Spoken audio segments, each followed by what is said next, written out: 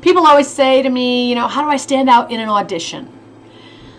So we were just talking about being on time for your audition. That makes you stand out in a good way, like a professional. Having your script memorized, having your sides memorized, knowing exactly what the lines are. So when you go in, you're off book, it's called. You know what the lines are. You've rehearsed it, you've practiced it, you're prepared. That makes you stand out in auditions. Make interesting choices. So if the role says, let's say, you know, he only gave me one jelly bean, and it says, Johnny said angrily. Every single person that comes in there, imagine that the casting directors are going to see this 50 times. He only gave me one jelly bean. Next actor, he only gave me one jelly bean. Next actor, he only gave me one jelly bean. Because that actor's playing exactly what it says. But I know as a human being, when I get angry, I get mad. And then I laugh. Because I get so mad, it makes me laugh. That's called digging deeper into what makes people human. Johnny gave me one jelly bean. It's more interesting than he gave me one jelly bean.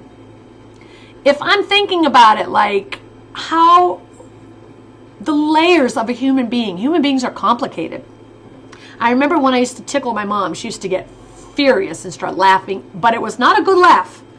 It was, you better get the hell off of me before you're in big trouble laugh. But as a kid, it's like, isn't it cute she's still laughing? No, it wasn't cute.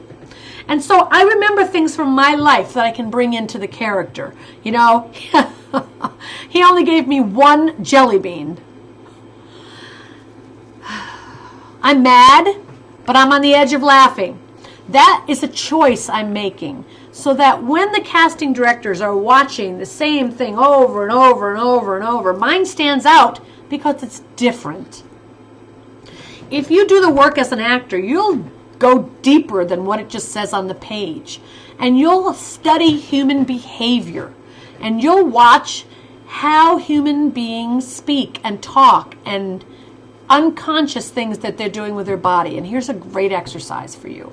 Two things. You can read a book called Building a Character by Konstantin Stanislavski. It is so amazing, but he makes lists of every kind of behavior a human being has. Remember, if you have a script, you have some lines on a page, it's not a living, breathing human being until you make it one. Why don't you go out into a public area and watch people? Watch how they talk to each other. Watch how they gesture with their hands or their body language. You got to really become, as an actor, you got to become like a doctor of observing people's body language and gestures. Watch how watch what they do with their hands when they talk. Watch their body moving closer to that person or further away. Watch when they laugh, the different things they might do with their heads. Start paying attention to what real people do, because you need to bring those real characteristics into the moment of what's on the page. And it doesn't say to do all those things, and you as a person are not really in that situation. You're not really dangling from the edge of a building. You're not really running from dinosaurs. What? Because those are green screens. What would somebody who's really afraid running from dinosaurs look like, you know? Or if you just found someone you loved on the floor bleeding to death. If you haven't had that experience, what would happen, you know? So you have to think, okay, what physical things can I do that would make that all feel, look, and seem more realistic? What could I add to that moment to make it more real? I mean, maybe I'm so upset by what I'm seeing, but I'm trying to keep myself together so I'm strong enough to deal with the situation. So maybe there's tears and I'm holding them back, and I'm losing control, but I'm holding it back. That makes the audition more interesting than if I just go in and, oh my gosh, I'm so sad, right?